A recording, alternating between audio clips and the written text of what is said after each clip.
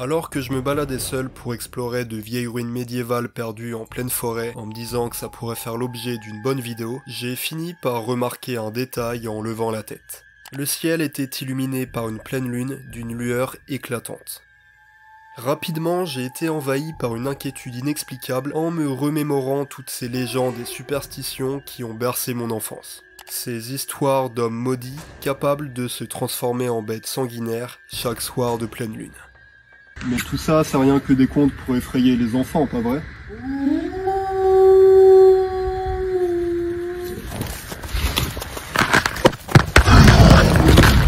Bienvenue à bord du Nautilus. Pour ce 6e épisode de Mythologia, je vous propose de partir à la recherche d'une créature légendaire absolument iconique. J'ai nommé le loup-garou.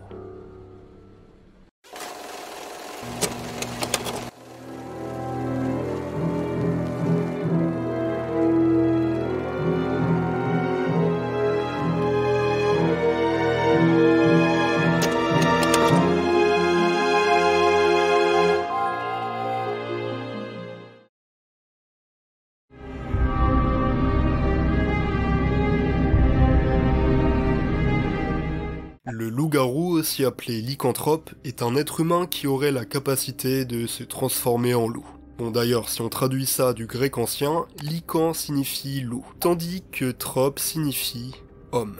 Les phénomènes de lycanthropie sont mentionnés dans le monde entier depuis la période antique, bien qu'ils soient principalement rattachés au folklore européen.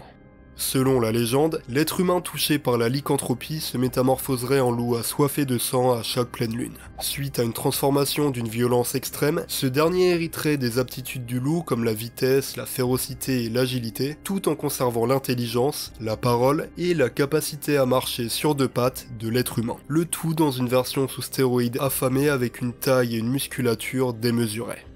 Une fois la mutation accomplie, le loup-garou atteint une furie sanguinaire qui le pousse à chasser et dévorer tous les êtres vivants qui croisent sa route, avec une préférence pour le bétail et les êtres humains. Une fois que le soleil se lève, la créature reprend sa forme humaine et n'a absolument aucun souvenir des crimes de la veille.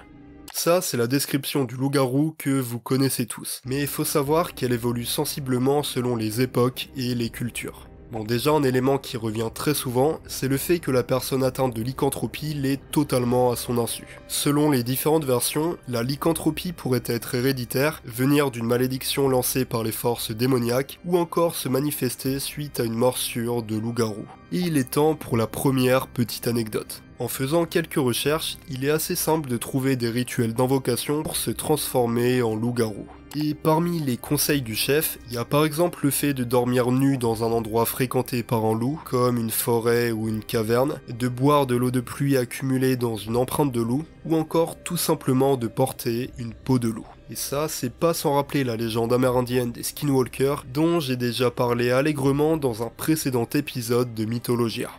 Bref, vous vous en doutez, la multiplication des légendes et témoignages sur la lycanthropie vont littéralement traumatiser les sociétés croyantes de l'époque. La figure du loup-garou symbolise l'incarnation des forces démoniaques sur le royaume des hommes. Et c'est à la fin du Moyen-Âge, avec la publication du Maelus Maleficarum en 1486, un traité rédigé par deux inquisiteurs catholiques qui faisaient littéralement office de tuto pour éliminer les sorcières, les démons et les loups-garous, que la phobie des lycanthropes va littéralement atteindre son paroxysme.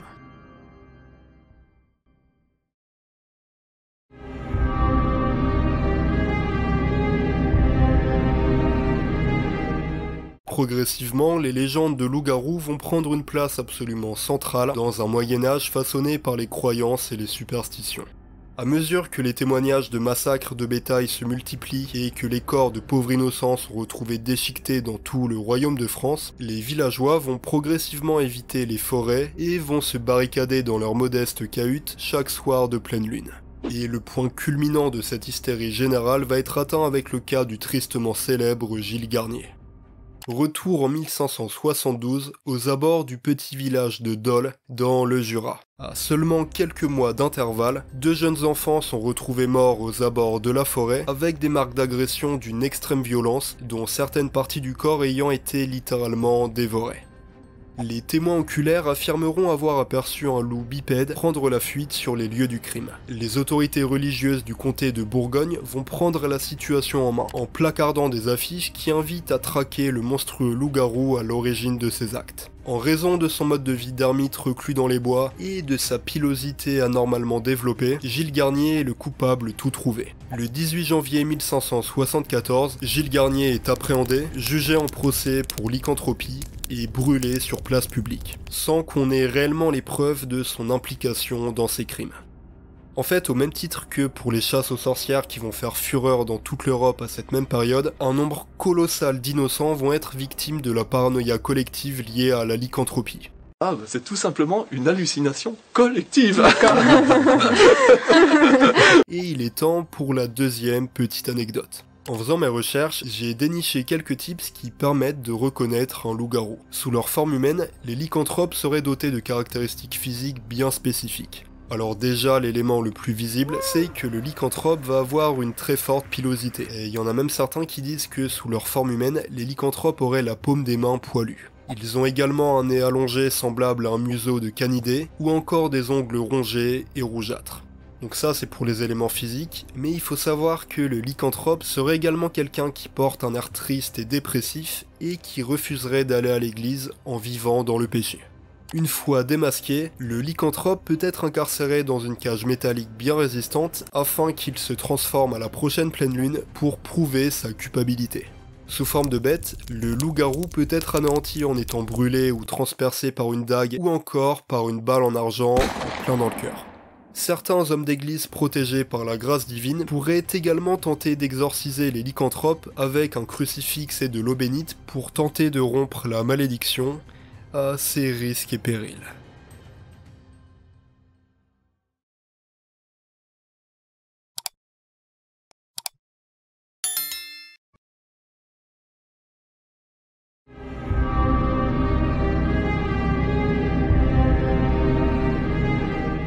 Au cours de l'histoire, plusieurs théories vont émerger pour tenter d'expliquer les phénomènes de lycanthropie. Rongée par la famine, les épidémies et les guerres de religion, l'Europe de la Renaissance est un véritable cimetière à ciel ouvert où s'amoncellent les cadavres de malades et de soldats tombés au combat.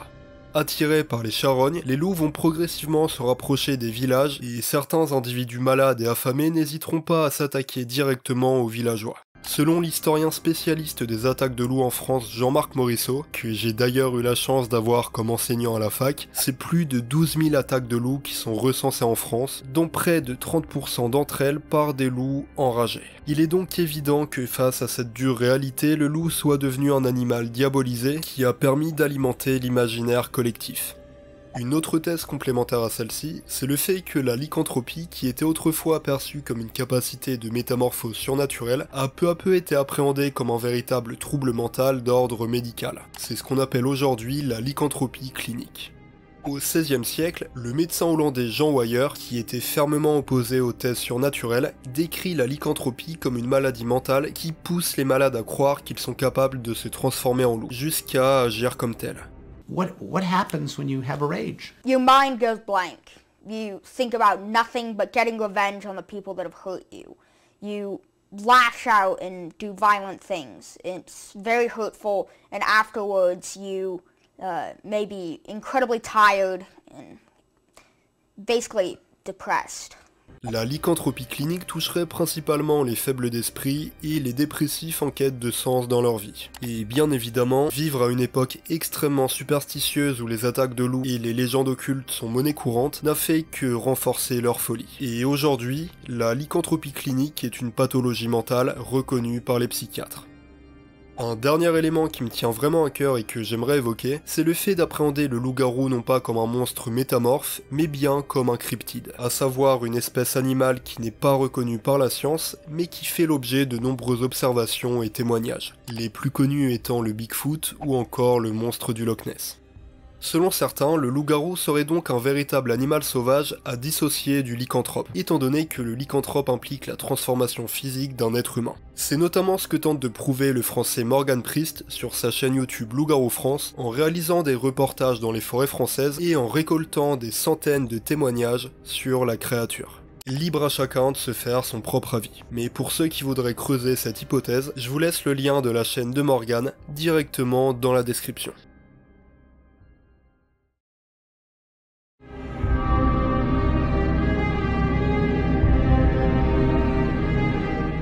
Si pendant la période antique et le Moyen-Âge, le concept de loup-garou est essentiellement cantonné au folklore européen, les légendes vont finir par traverser l'Atlantique pour donner naissance à de nouvelles interprétations du mythe. C'est notamment le cas du roux-garou, un loup-garou remixé à la sauce louisiane qui entrait le bayou et les forêts de la Nouvelle-Orléans et qui aurait simplement besoin de faire couler le sang d'une victime pour rompre définitivement sa malédiction.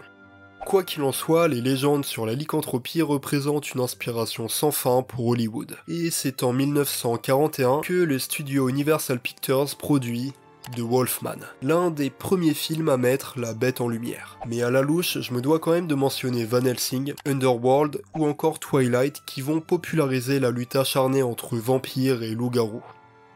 Bien évidemment, comment parler de films de loup-garou sans mentionner le légendaire Loup-garou de Londres de John Landis, qui est selon moi le film qui traite le mieux le sujet de la lycanthropie. Le tout avec une scène de métamorphose absolument culte et prodigieuse pour les moyens techniques de l'époque.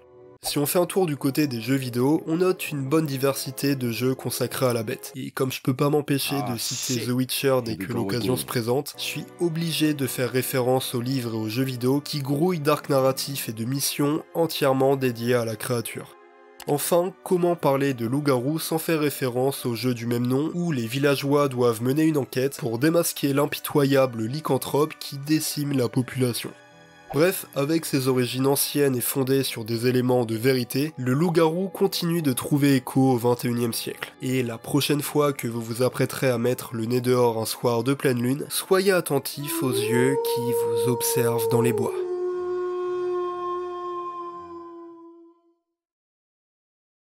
Merci à tous d'avoir regardé cette vidéo qui me tenait énormément à cœur. Depuis tout petit, je suis absolument fasciné par les légendes de loup-garou. Et encore aujourd'hui, je continue de creuser les différentes hypothèses et théories concernant la créature. Franchement, c'est actuellement l'épisode de Mythologia qui est le plus cher à mes yeux, je pense que ça va être le plus long d'ailleurs. En tout cas, si t'es encore là et si t'as aimé la vidéo, je t'invite vraiment à laisser un petit like et à t'abonner à la chaîne. C'est littéralement le meilleur moyen pour récompenser mon travail. En tout cas, si je vois qu'il y a de bons retours sur cette vidéo, il y a totalement moyen que je me chauffe pour faire un épisode sur les vampires. Voilà, hormis ça, pour ceux que ça peut intéresser, il faut savoir que j'ai un compte Instagram sur lequel je partage pas mal de contenu additionnel, notamment des shorts, des photos animalières, des sondages, et puis voilà, moi derrière ça, je prends aussi beaucoup de plaisir à discuter avec vous en message privé. Donc voilà, tu peux me suivre sur Instagram. À ton avis, sur quel type de créature tu pourrais tomber en explorant une grotte perdue au fin fond de la forêt amazonienne? Je te présente la chauve-souris vampire, un mammifère qui a la particularité d'être hématophage, c'est-à-dire qu'il se nourrit avec du sang. Et si tu veux vraiment aller plus loin et soutenir la chaîne, tu peux tout simplement accéder à mon compte Tipeee qui est dans la description. Voilà, c'est tout ce que j'avais à dire, merci encore d'être resté jusqu'à la fin. T'étais à bord du Nautilus, j'espère que t'as passé un très bon voyage, et moi je te dis à dans 2 semaines pour toujours plus d'aventures.